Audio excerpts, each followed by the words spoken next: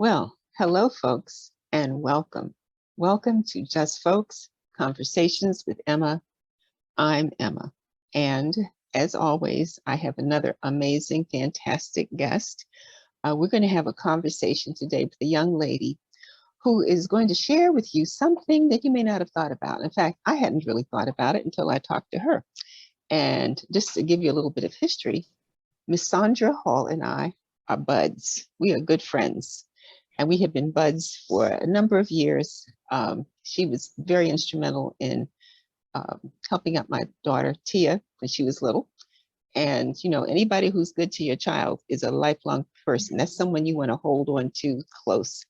And after Sandra shares with you her story, you're going to understand why so many people have found her to be inspiring. You know, most of the time when we contact a government agency or a business and we have a concern or a complaint, you know, somebody answers the phone, hopefully, instead of the press one, press two. And when you're fortunate enough to find a person who answers that call for you and shows you some compassion, that becomes the answer to your prayer. So without further ado from me, I'd like to welcome my dear friend, Sandra Hall. Hi, Sandra. Hi, Emma. How are you this evening? Oh, I'm doing wonderful. I'm so glad you took some time from your schedule just to share a few moments with us. It's my pleasure. I would like to say good evening to your audience. Well, thank you. I know they're going to appreciate hearing that from you directly because you're the first person that ever pointed that out. So I think we're going to have to do a series of these conversations. Well, Sandra, you are a person I think who has spent your life in service, really, you know, and there are a number of ways that a person can do that, but you went the public sector. Would you like to share a little bit about what your career as a public servant looked like? Okay, let me start at the very beginning. In 1974, I began working with my hometown agency. Did not have a clue what it was about. I just knew it was a better paying job, and you know, and I needed that at the time. So I don't think I had ever been inside of a social services building over the year, you know, at any time, except the date I was hired. And you come in and you're introduced to staff and everyone welcome you aboard, and maybe about lunchtime or after, you're given stacks of books, whoops, on the table in a room with all these books that's called policies and procedures. And I'm thinking, oh my God, what have I gotten into? I know I need this job. I just quit my other job. What am I going to do? So on the other side, this is the part that most people don't know about, the training side of becoming a public worker with Department of Social Services. All over the world, it's the same setup. You have to be trained to understand policy and procedures. And the books are this thick. So you spend days and days looking at the policy, who's eligible for this benefit or that benefit. And of course, you have supervisors who will come in and ask if you have any questions, and they'll read over some of the main policies that you will get to use in a matter of weeks, not months, but weeks. And you know, so the main thing is you got to know, they didn't do a lot about greeting people or how to approach people. Some of these skills you just need to have or you might be in trouble. So it's a very long story. So I'm trying to make it shorter so everyone won't get bored with it. They won't. Trust me. After 47 years, I must say, I love my job. I like what I do or did. I love working with people. I love that feeling it gives you to be able to help someone who's in need. But going back to policy part, there are certain income scales and resources scales that all public offices have to go by. If you are age from maybe 1 to 16, you and your parent or parents may be eligible for certain programs based on the income. And it goes age-wise, and up to 21 for family and children, that's when it cuts off, when that last child turns. In some states it's 21, here it's 19. That's the policy side. And when you say here, what state are you in referring Wilson to? County, North Carolina. Okay. That's the age limit for a parent or parents receiving assistance for a child or children. Okay. But what you don't understand is when that person, we all have our minds kind of sort of made up of what type of people may be coming in the door. And that is a wrong way of thinking. And what's that based on when you say your mind's all made up? Yeah, already? we always think in terms that a person is lazy, they can't get a job, don't want to work. They could work, why they never work, and this having children, if you can't afford them, why have them, and those types of things. Well, a lot of looking able-bodied people do walk in the doors, but they're not able to work. Some aren't able to work from childhood. They are called disabled children. They have some type of genetic disease or some type of deformity that will not allow them to get jobs and get, meaningful wages to work and not need the help. So I learned not to really judge, put that aside, because everything may look okay, it's not okay. So that's number one that I learned. And even with someone walking in that door, I would say younger people, that comes under, when I say disabled child, that's up to age 21. That the government and the state look at. If you're determined disabled before age 21, then you are called a disabled child. Now, So excuse me, that's a different. Okay, what I wanted to get clarity on is that within the school system, educationally, if a child is considered disabled, it has to do specifically with their ability to access the general education curriculum in the classroom, the general ed setting. So is that the same standard that's applied when that person enters a governmental office? Yeah, sometimes it is. But sometimes it's like maybe a child diagnosed with, say, lupus or some type of kidney failure or heart problems. Okay. They are able to learn, but can they actually go out and physically work? So then this will allow some families, based on the parent's income, if this child is eligible for supplemental benefits, to help them with doctor care or meet some of their needs. It's never enough to meet all the needs. That's another misconception with the public. They truly think that these families get a lot of money, and it depends on the state that you live in. They may not get more than $300. That's barely enough to feed a family. They may get assistance with food or getting food assistance. But when you think about the cost of caring for an adult, a child to adulthood, that's very costly.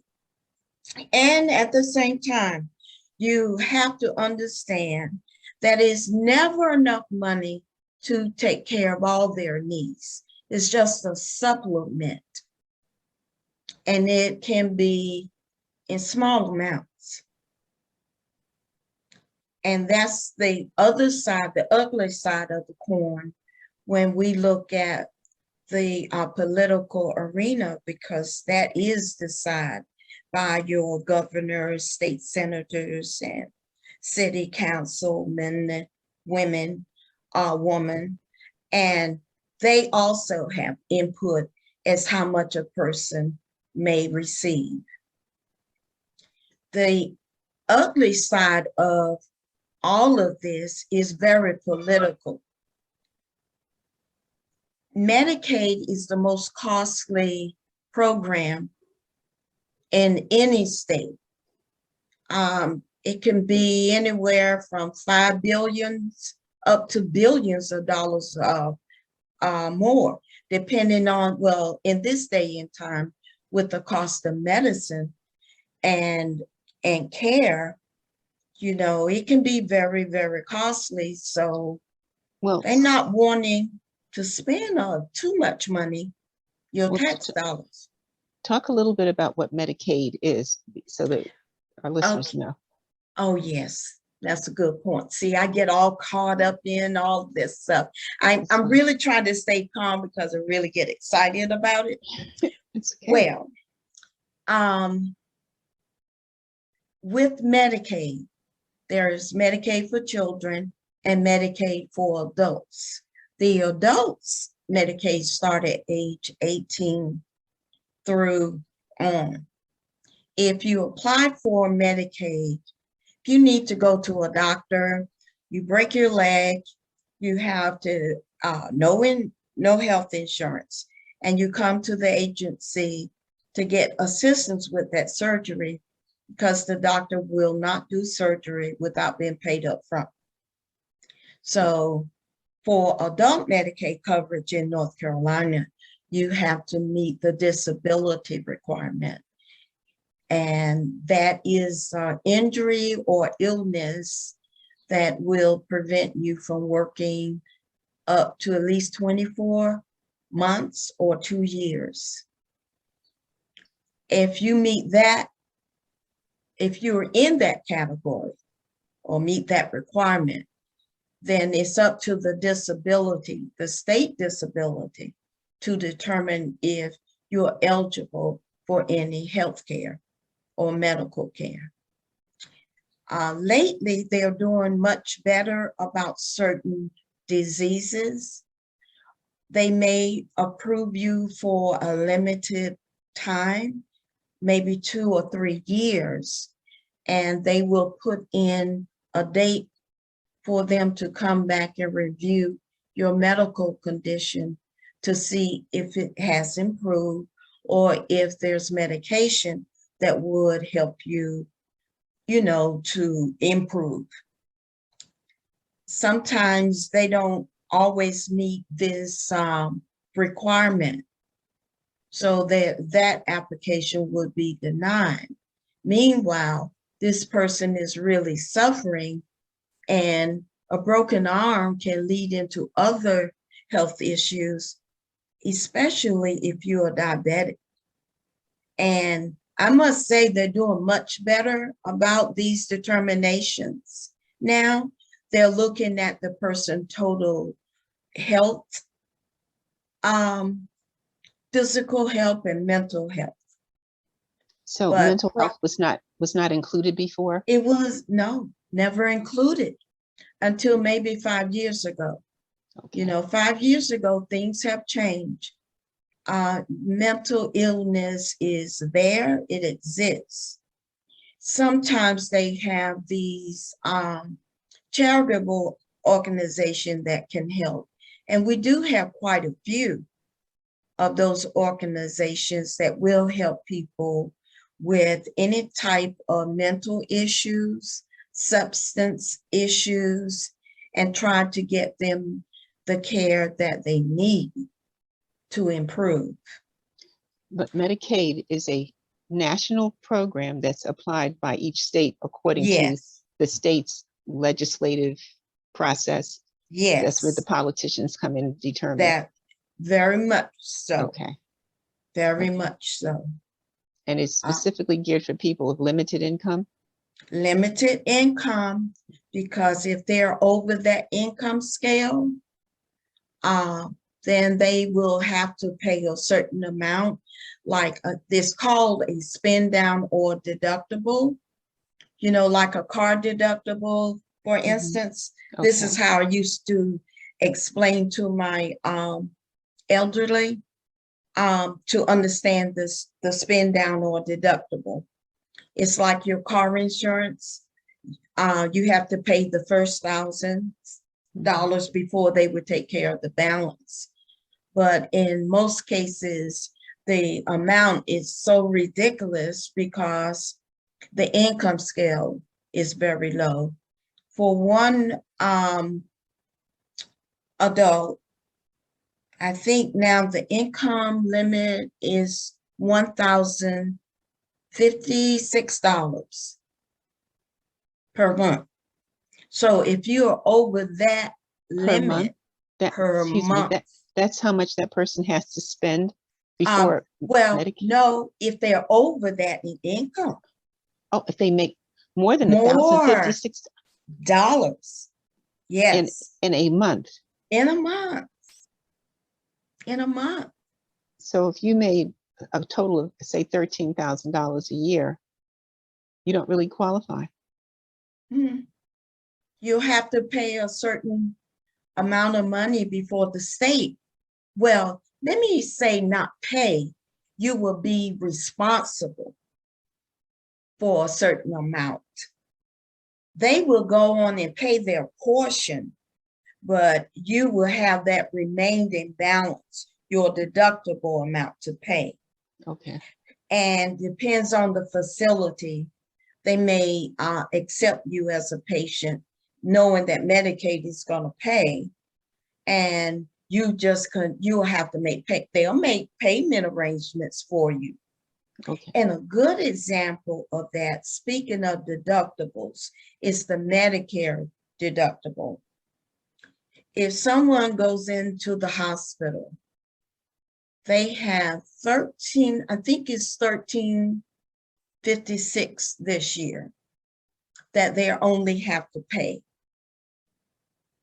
Okay. And Medicare, Medicaid will take care of the rest.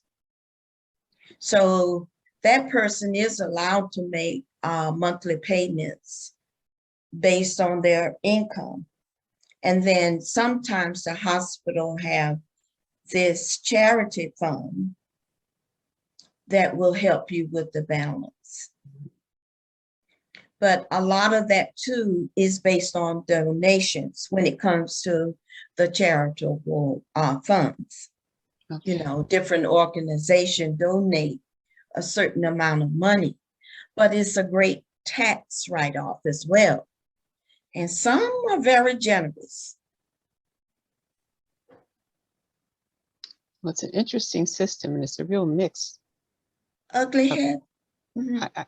I just find it interesting, the mixture of public and private contributions, because we don't have a real national health care Mhm. That's why we program need it. that treats everyone fairly. So Yeah. you were commenting about people walking into your office looking Mhm. for assistance, Mhm. and how in the beginning you had, I would call them preconceived notions about who they were and why they were there. Mhm. But it seems that you have changed your mind over the years. And Oh so yeah. tell us about that. Well, one thing that I learned, I relocated to Washington, D.C. and worked for the district government. I had to grow up quickly. Quickly, I thought I knew how to handle or how to communicate. But once I got there, it was different, real different. Your everyday client, or some places they call them clients or customers. And that's to show respect when they come in the door. And that seems to be the general concept now, that when anyone walk in that door, they do deserve respect without all of that preconceived notion of they just here, they don't need to be here kind of thing, a way of thinking. I learned a lot from my client, from the customers in DC, because I was from the South, and I guess they say some of us do have show empathy, and they take time with them. And that was the beginning of learning how important that showing that you understand or show empathy, even if you can't assist them, there is a way to say, I'm sorry, but we unable to help you. You don't yell at people. You don't mistreat them, because you never know the day you might be on the other side of that desk. And being honest about it, most of us are only one paycheck away from being on that other side of the desk, because you never know what life is going to serve you or your loved ones. So I always remember what my mom said, that you have to be careful in how you treat people.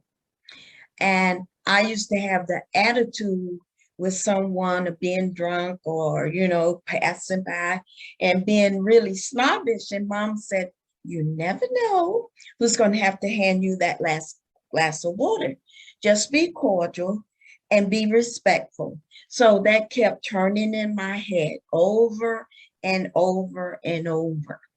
And even now, I still remember hearing her say that it's the way you treat people, that because they feel what they feel, they may misunderstand you, but the feelings are real. Yes. So you have to be mindful how you speak to someone when you're on that other side of the desk, because actually they don't want to be there asking you for anything. As one of the customers said to a coworker, you act like this is your money. It's not your money. I worked all my life and I'm just asking for a little help. And that's true. Most people have worked most of their lives, and something has happened to put them in this position in an emergency. And they don't know where to go. So they come to this one place that they all heard that may help them or could help them. And yet they walk in the door And, you have to sit and listen. And also I learned you have to communicate in a manner that they understand. Some of the, especially I would say our elderly, because if I ask the question of, do you live alone? They would say, huh? I live by myself. So that's a learning tool. Okay. You don't speak that same language. So you have to learn their language so they will know that you hear them and understand them. So some people aren't willing to do that, and some are.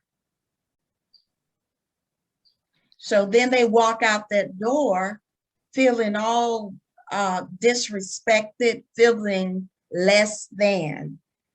And that's not what we should be about when you're working with people. You can't be about, I don't care. They should have done better.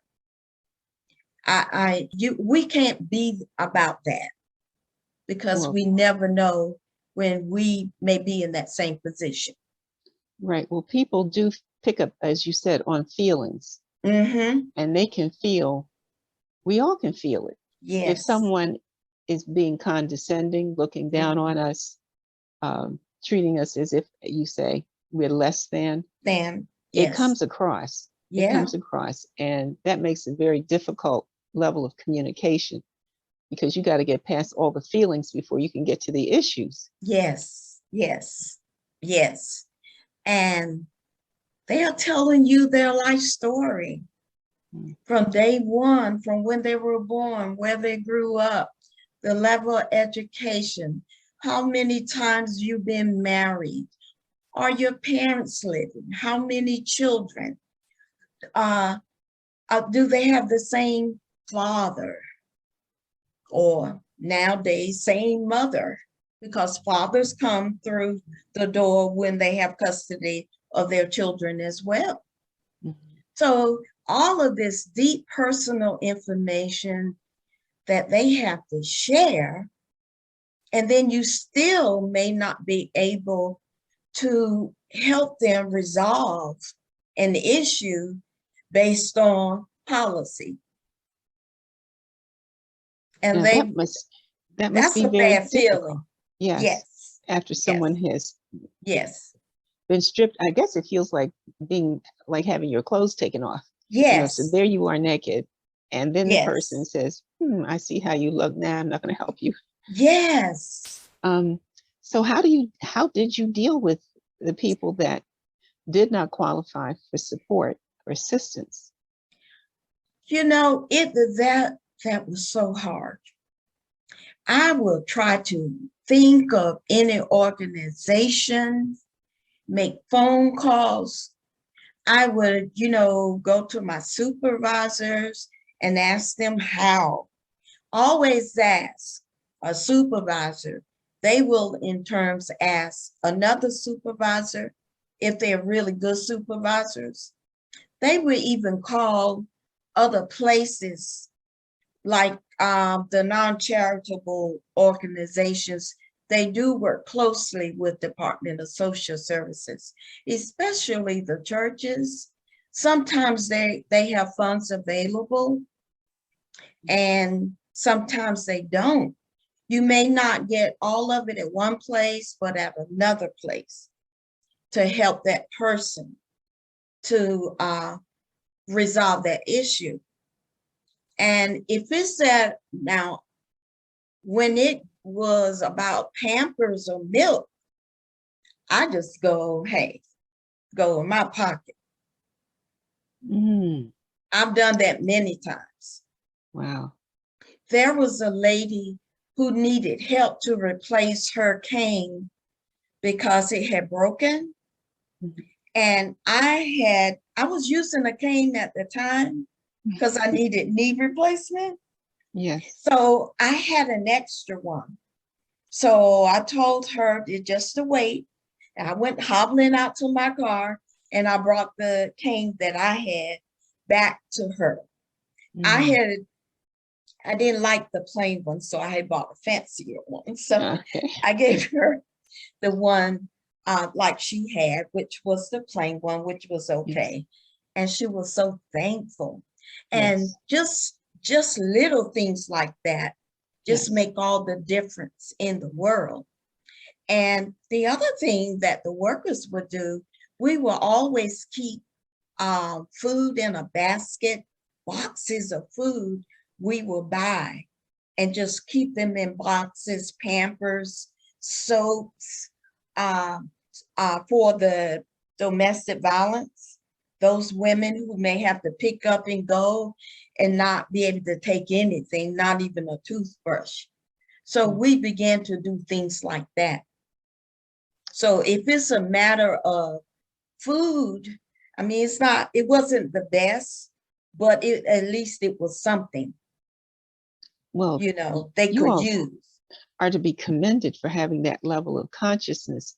And it really underscores your understanding of service. When you're Yes. there to serve people and not to judge them, Oh, it's a yes. whole different mindset.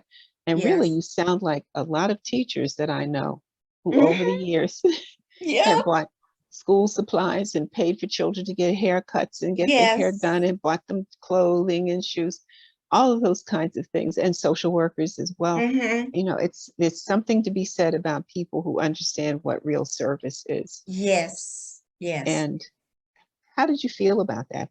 What for you was I won't call it a payoff because that's not why you did it, but No, no, they need it.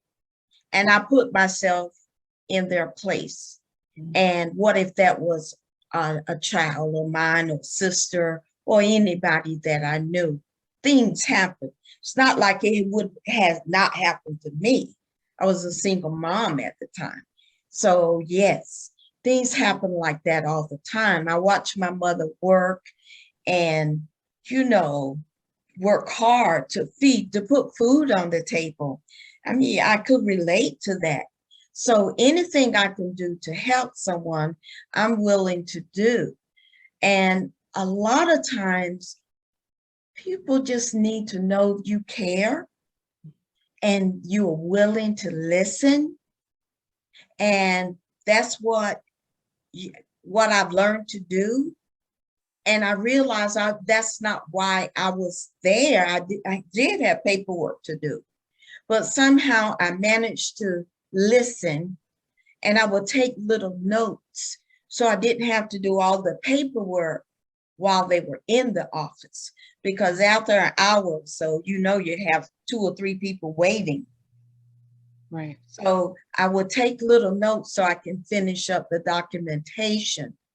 But for me, face to face is being able to sit and look at that person in the eye and they know that you see them as a human being. And they know you got other people calling you got this client or that client. But the fact you took extra time means everything. And yes, sometimes the issue isn't resolved, but when they say, I thank you for taking the time, or you're the first one who ever took time.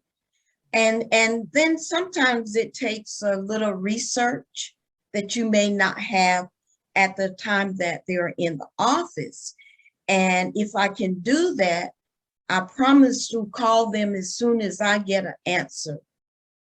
And that's what I will do. Now, you have to be true to your word. And if it's possible, you may be able to resolve it that day, but at least say within the 24 hours at least, and then make sure you follow through by contacting them. Don't promise to do something and make them feel that you're just getting rid of it. You have to Mm, be honest. yes. That's like what you would do as a parent to a child. You Yes, don't make promises to children that you can't keep. yes, because that Yes. really builds distrust, Yes. and that comes back. It Yeah. comes back. Yeah. And so you really found the right career. And are you saying that it wasn't intentional on your part? Not at the beginning. I stayed so long, I felt that God must intended for me to be there. That Mhm, was what he wanted me to do. It was God's purpose for me mhm, because I really enjoyed what I was doing.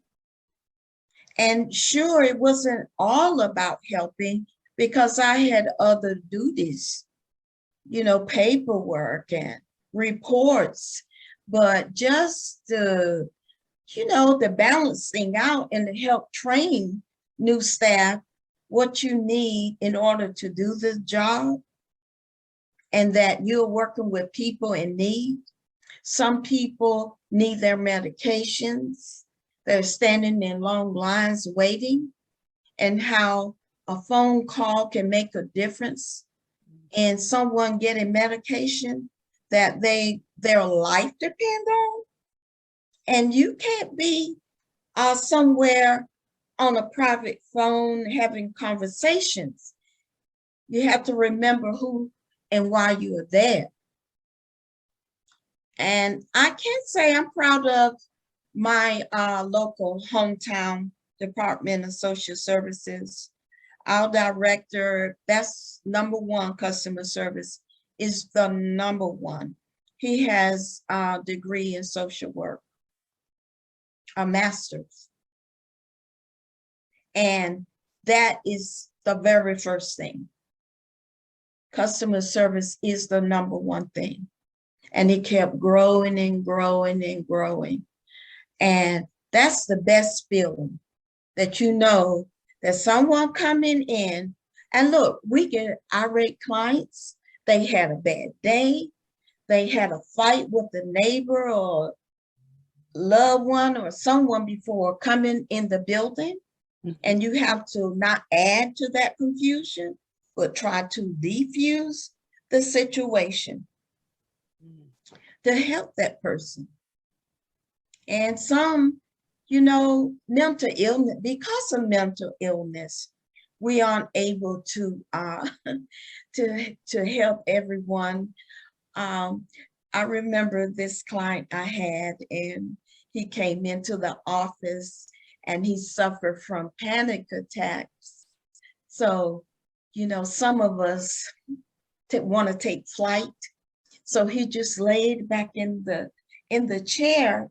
I wasn't afraid of him, but once he told me what was going on, I was I was able to talk with him mhm. and to kind of calm him down. And he said, "Thank you, because that really helped." I said, "Okay, I know you're feeling flighty because you do under certain situations, and you feeling this anxiety. You just want to just, as we say, fly the coop. Yeah. But Yes. the fact that I understood what he was going through at that moment meant everything to him. So when he would come to the office, he would always ask for me. Well, you were very insightful to be able to pick up on that and then have the presence of mind not to get involved in his panic, Yes, because sometimes yes, a person's emotions can be so powerful and so strong and so forceful that yes, people around them get wrapped up in that. yes. Well, yeah, because I have a few times and we both be crying, but that's just what I wanted them to feel like I understood. And Mhm. sometimes a tear or two don't hurt anyone, because That's you true. do understand and you Yes. feel for that person. Yes. Mhm. Well, you said that you spent 47 years Hmm. as a professional in service to people. Yes. How on earth did they let you retire? Because I'm thinking, if I were your employer, I would make it impossible for you to stop working. I would not let you go. Well, they did tell me I have to have 30 days, a 30-day break. And then if I wanted to, I could come back for those 20 hours a week. Mhm. And I think I may do that Okay. because not only did I enjoy the job, you know, I'm thinking that job did a lot for me. How so? Yes, yes, because it changed how I feel about certain things and my my thinking of certain things and how you look at people more godly way.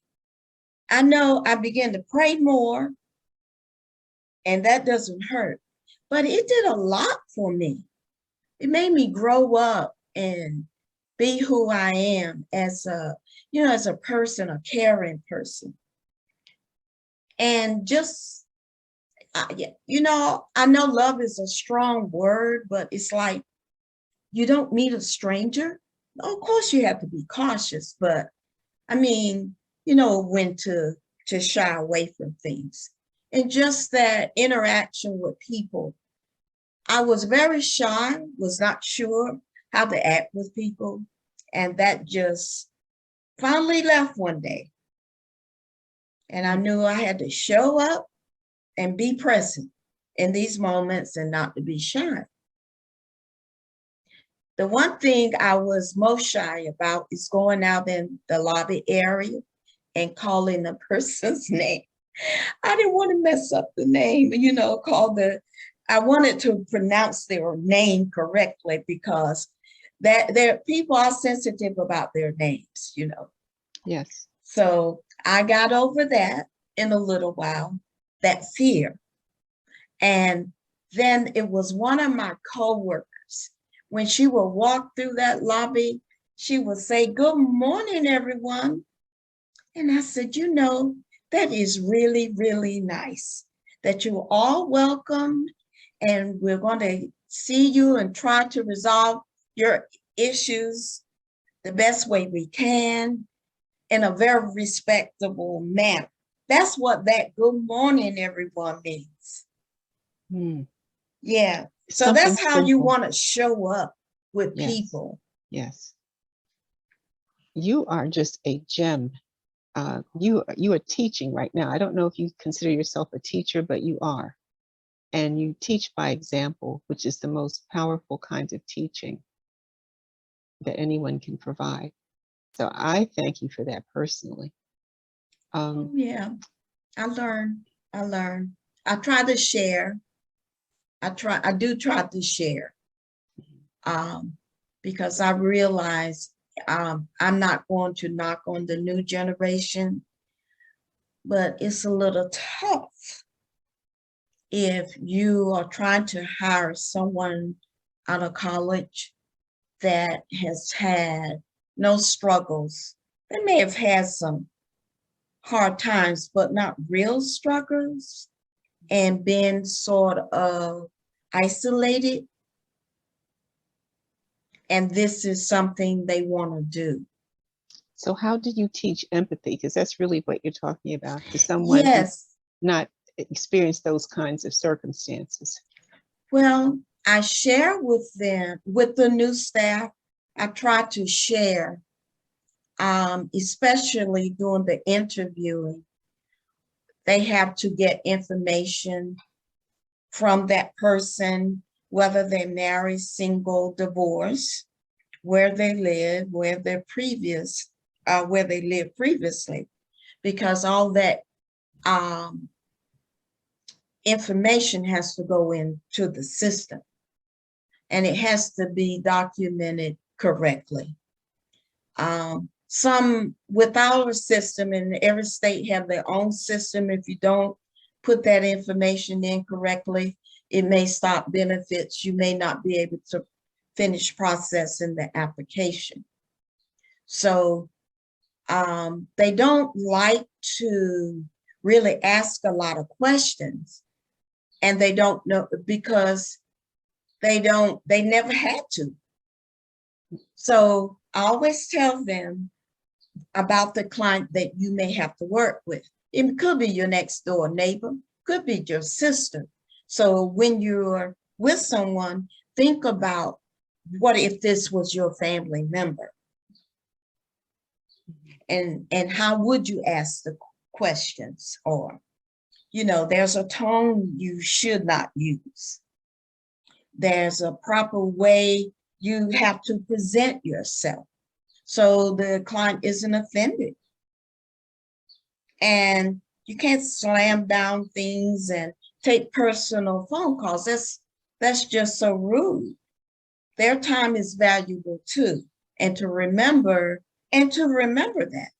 Yes. Because they have doctor's appointments, they have children, sometimes children or grandchildren. A lot of grandparents are raising their grandchildren. So they have things to do. They don't have time to sit around all day waiting, for someone to see them. That's rude. So it starts with that. And then they seem to get it. You do have to ask about some living arrangements. You got to talk to the client on their level so they'll understand what you mean.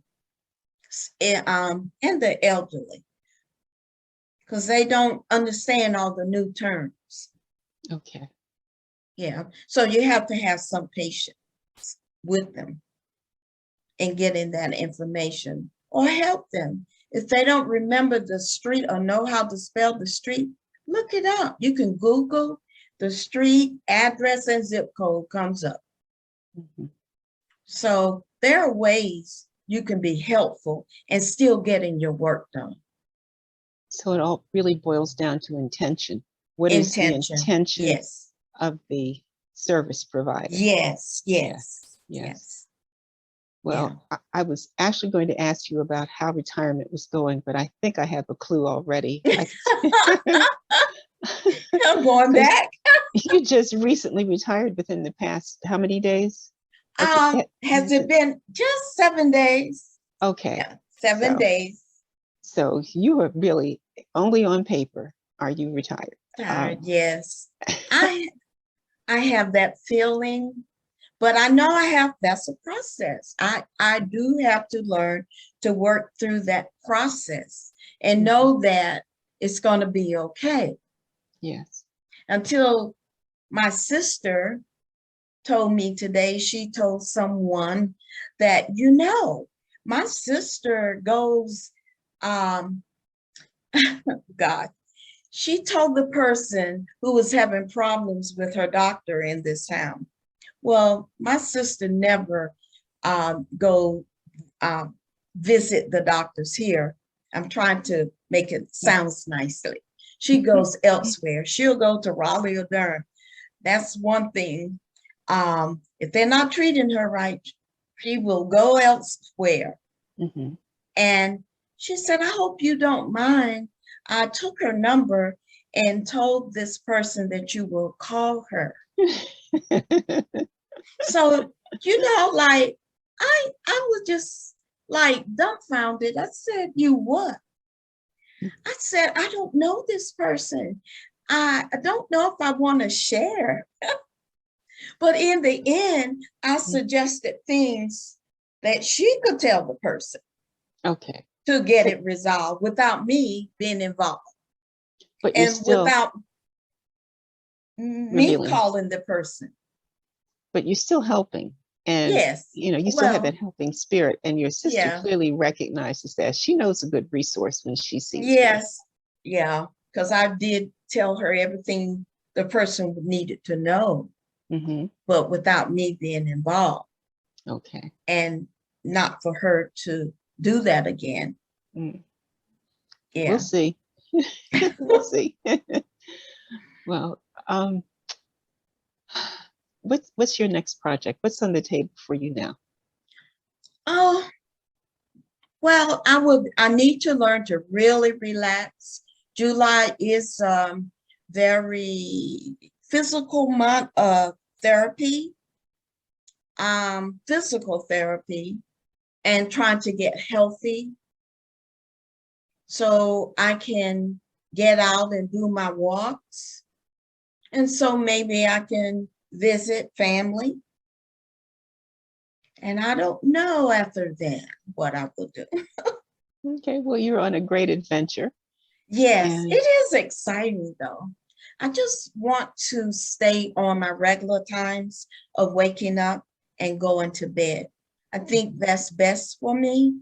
okay, Yeah, yeah, I can do that. I can get out and do my walks and, you know, not be inside. okay. Well, we'll just have to check back in with you to see how things are going the next month or two. We'll see whether or not you're back behind the desk, uh, even part time, or whether or not you make that full transition into full time retirement. Yes. Yeah. So, Yeah. well, this has been a delightful conversation. I am so glad you agreed to share your thoughts and your experiences. I've learned a lot. I've known you for a minute, and these are things Yes. I did not know. So um, I really appreciate you taking the time. And I know our viewers and listeners are going to be like, oh, really? Hmm. And they're going Yeah. to wish and hope that there's someone just like you in every office of every agency that's in a position to help people, because clearly that's what you do, and you have done it with such love in your heart. It's just, I'm still feeling it. I'm feeling it. So I know others are too.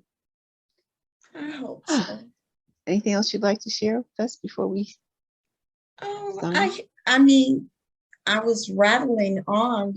As you see, I get real excited. So I hope there was pieces that maybe someone could use. And remember that in every state, the policies and rules are different, but there are plenty of agencies out there that are willing to help people that have domestic abuse, mental abuse, substance abuse. They, all kinds of great programs that are out there, and money that has been donated to a lot of these places to help people that are suffering and to take advantage. And also perhaps to contribute to some of these agencies or Yeah, churches, yes, charitable agencies that do work with people who need help. yes, So, yes. okay. Well, I guess that kind of brings us to a close. Well, Again, thanks for having me. thank you for agreeing to chat. It's been a wonderful conversation. As I said, I've learned a lot. I know everyone listening and watching appreciates you, and thank you for your service to people, because you have certainly lived that life as a demonstration of what it looks like as love in action. So It's my pleasure. thank you again, and I'll see you soon. Okay, good night, everyone. Bye bye. Thank you. Bye-bye.